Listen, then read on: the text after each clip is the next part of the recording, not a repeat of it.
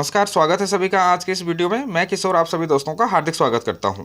दोस्तों, बात करेंगे आज टाटा केमिकल की। पिछले कुछ ट्रेडिंग डे से अगर आप देखें तो टाटा केमिकल एक नैरो रेंज में ट्रेड कर रहा है। स्टॉक यहां पे 725 के ऊपर में नहीं जा पा रहा है। तो दोस्तों, इस वीडियो में जानेंगे कि स्टॉक में अब यहां से किस साइड में मूवमेंट आपको देखने को मिल सकते हैं। स्टॉक यहां से 833 की तरफ तेजी से बढ़ने की कोशिश करेगा या फिर 670 का जो इसका सपोर्ट लेवल है यहाँ तक ये फिसल सकता है। प्राइस एक्शन के जरिए स्टॉक के नेक्स्ट मूवमेंट को प्रेडिक्ट करेंगे, साथ ही कंपनी के नेक्स्ट टारगेट लेवल और सपोर्ट रेजिस्टेंस लेवल भी फाइंड आउट करेंगे।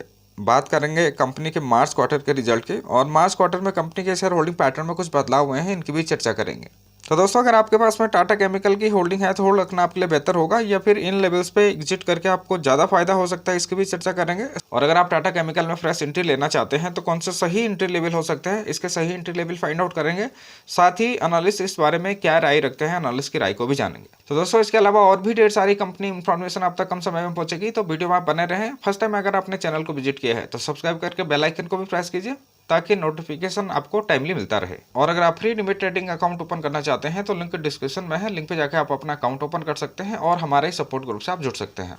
तो दोस्तों, वापस आ जाते हैं टाटा केमिकल के डिस्कशन पे, और सबसे पहले मंथली चार्ट पे प्राइस एक्शन को देखते हैं। तो यहाँ पे आप देख सकते हैं 780 800 का लेवल यहाँ पे स्ट्रॉन्ग रेजिस्टेंस नजर आता है। हालांकि अप्रैल में टाटा केमिकल ने 833 का हाई जरूर मार्क किया था, लेकिन स्टॉक 800 के ऊपर में क्लोजिंग नहीं कर पाया था। अगर आप टाटा केमिकल की मौजूदा कंडीशन को देखें तो स्टॉक अभी लगभग 3.5 साल के निचले स्तरों पर यहाँ पे ट्रेड कर रहा है। अक्टूबर 2017 में भी टाटा केमिकल इन्हीं लेवल्स पे ट्रेड कर रहा था। अगर आप कोविड-19 के पैनिक के दौर को अगर छोड़ दें तो स्टॉक यहाँ पे पिछले 3-4 सालों से एक रेंज बाउंड में ट्रेडिंग कर रहा है। स्टॉक 560 से लेकर 800 के बीच में ही यहाँ पे ट्रेड करता हुआ नजर आता है। कोविड-19 के पैनिक में स्टॉक में भी भारी गिरावट आई थी। मार्च 2020 में टाटा केमिकल ने 197 का भी लो मार्क किया है। कोविड-19 से ठीक पहले स्टॉक 780 के आसपास में ट्रेड कर रहा था। तो अभी भी स्टॉक यहाँ पे एक अंडर परफॉर्मर ही नजर आता है। हालांकि लो प्राइस 197 से देखें तो यहाँ पे रिकवरी जरूर नजर आती है, लेकिन स्टॉक अभी भी 800 के मेजर रेजिस्टेंस को यहाँ पे ब्रेकआउट करने में नाकाम रहा है। तो अगर हम मेजर रेजिस्टेंस की बात करें तो 800 830 के लेवल यहाँ पे स्टॉक के मेजर रेजिस्टेंस लेवल होंगे। नेक्स्ट टारगेट लेवल की बात करें तो यही स्टॉक के नेक्स्ट टारगेट लेवल भी होंगे। बात करें सपोर्ट की तो 670 का लेवल यहाँ पे पहले सपोर्ट का लेवल नजर आता है, और प्राइस अगर 670 से नीचे आता है तो फिर 560 तक यहाँ पे स्टॉक में गिरावट देखी जा सकती है। 560 का लेवल को हम स्ट्रॉन्ग सपोर्ट का जोन भी यहाँ पे मान सकते हैं। डेली चार्ट में प्राइस एक्शन को देखें तो यहाँ पे आप देख सकते हैं 8 अप्रैल 2021 को 833 का हाई मार्क करने के बाद से ही स्टॉक यहाँ पे डाउन ट्रेंड में नजर आता है। हायर लो लोअर लो की यहाँ पे कंडीशन नजर आती है। यहाँ पर लगभग 740 का लेवल काफी इंपॉर्टेंट लेवल होगा। 740 या इस ट्रेंड लाइन के ऊपर स्टॉक अच्छे वॉल्यूम के साथ में अगर निकलता है तो फिर टाटा केमिकल में आपको यहाँ पे तेजी देखने को मिल सकती है। अगर आप छोटे टाइम फ्रेम में देखें यानी कि आवली चार्ट में देखें आप, तो यहाँ पे आप देख सकते हैं एक फ्लैग पैटर्न भी डेवलप होता हुआ नजर आता है। स्टॉक 710 से ऊपर अगर क्लोजिंग दे पाता है तो फिर 730 तक यहाँ पे तेजी देखी जा सकती है, और अगर 700 से नीचे यहाँ पे स्टॉक क्लोज करता है तो फिर 680 670 की तरफ स्टॉक आ सकता है। तो अगर आप इंट्राडे या स्विंग प्लेयर हैं तो आप इन लेवल्स को ध्यान पर रख के आप स्टॉक में प्ले भी कर सकते हैं। तो अगर हम स्टॉक में किसी बड़ी तेजी की बात करें तो 800 से ऊपर सबसे पहले यहाँ पे क्लोजिंग देना जरूरी होगा, और इस लेवल के ऊपर में स्टॉक को सस्टेन करना भी जरूरी होगा। हालांकि नवंबर दिसंबर और जून महीने में भी यहाँ पे स्टॉक में जोरदार तेजी रही थी, लेकिन फिर भी प्राइस अभी भी पिछले 3-4 सालों के निचले स्तर पर यहाँ पे ट्रेड कर रहा है। मूविंग एवरेजेस की बात करें तो स्टॉक अभी 50 डेज के मूविंग एवरेज की लाइन से यहाँ पे नीचे उतर चुका है। 50 डेज के मूविंग एवरेज का लेवल यहाँ पे 741, 100 डेज का 657 और 200 डेज के मूविंग एवरेज का लेवल यहाँ पे 501 कैलकुलेट होके आता है। तो स्टॉक अभी भी 100 डेज और 200 डेज के मूविंग एवरेज से ऊपर ट्रेड कर रहा है। टाटा केमिकल पर अगर हम इंडिकेटर्स को देखें तो आरएसआई यहाँ पे ओवरसोल्ड जोन की तरफ जाता हुआ नजर आता है।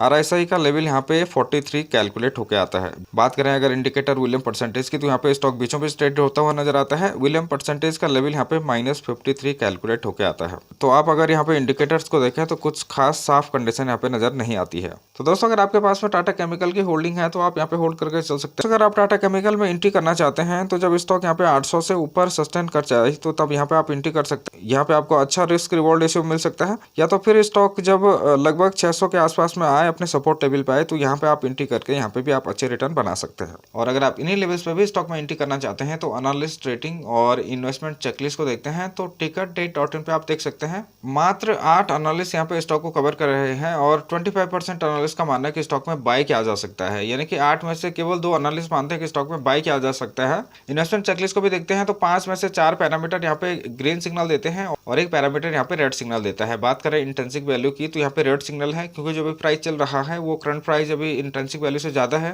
रिटर्न वर्सेज एफटी रेट की बात करें तो स्टॉक एफटी से ज्यादा रिटर्न जनरेट करने में सक्षम है। डिविडेंड रिटर्न की बात करें तो स्टॉक यहाँ पे भी अच्छा डिविडेंड ऑफर करती है। एंट्री पॉइंट का सिग्नल भी यहाँ पे ग्रीन है और नो रेड फ्लैग का सिग्नल भी यहाँ पे ग्रीन है। तो अगर आप एनालिस्ट की रेटिंग को देखें तो 8 में से केवल 2 एनालिस्ट मानते हैं कि यहाँ पे स्टॉक में बाय किया जा सकता है। और इन्वेस्टमेंट चेकलिस्ट का भी देखते हैं तो इंट्रिंसिक वैल्यू का सिग्नल यहाँ पे रेड है क्योंकि जो अभी प्राइस यहाँ पे चल रहा है वो इंट्रिंसिक वैल्यू से ज्यादा है। ओवरऑल अगर आप देखें अगर टाटा केमिकल में आपको इन्वेस्टमेंट करनी है तो आपको यहाँ पे वेट एंड वॉच इसमें करना होगा। तो अगर हम टाटा केमिकल की रिटर्न हिस्ट्री को देखें सन 2003 से देखें तो स्टॉक यहाँ पे 2764% के रिटर्न देने में कामयाब रहा है, जो कि बम्पर रिटर्न ही माने जा सकते हैं। यहाँ पे पिछले 5 सालों में 271.59% के यहाँ पे रिटर्न है। पिछले एक साल की बात करें तो यहाँ पे 133.66% के रिटर्न है। पिछले एक महीने की बात करते हैं तो यहाँ पे नेगेटिव रिटर्न है, -4.03% के नेगेटिव रिटर्न है। पिछले हफ्ते की बात करते हैं तो यहाँ पे -1.75% के नेगेटिव रिटर्न है। और आज की भी बात करें यानी कि 26 मई की भी बात करें तो स्टॉक आज यहाँ पे भी नेगेटिव ही क्लोज हुआ है। तो ओवरऑल अगर आप टाटा केमिकल की रिटर्न हिस्ट्री को देखेंगे तो ओवरऑल रिटर्न हिस्ट्री इसकी शानदार ही नजर आती है। तो दोस्तों एक नजर आप कंपनी के क्वार्टरली रिजल्ट पे डालते हैं तो यहाँ पे मार्च क्वार्टर में आप देखें रेवेन्यू और नेट प्रॉफिट में हल्की सी तेजी जरूर देखने को मिली है। मार्च क्वार्टर में रेवेन्यू यहाँ पे 841.2 करोड़ का था, जिसमें से नेट प्रॉफिट हुआ है 119.6 करोड़ का।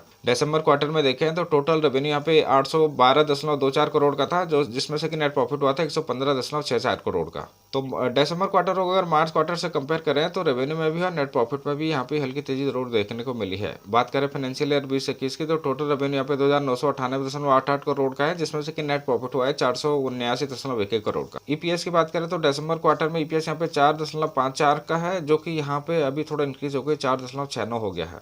बात करें कंपनी के शेयर होल्डिंग पैटर्न की तो यहाँ पे प्रमोटर की होल्डिंग मार्च क्वार्टर में 37.98% की है और पब्लिक के पास में यहाँ पे 62.02% की होल्डिंग है। पब्लिक होल्डिंग को डिटेल में देखें तो नॉन इंस्टीट्यूशनल इन्वेस्टर के पास यहाँ पे 27.19% की होल्डिंग है। इंश्योरेंस कंपनीज के पास यहाँ पे 11.94% की होल्डिंग है। म्यूचुअल फंड के पास में यहाँ पे 8.75% की होल्डिंग है और एफआईज के पास यहाँ पे 14.03% की होल्डिंग है। तो मेजॉरिटी शेयर होल्डिंग यहाँ पे प्रमोटर के पास में है। प्रमोटर के पास में यहाँ पे 37.98% की होल्डिंग है।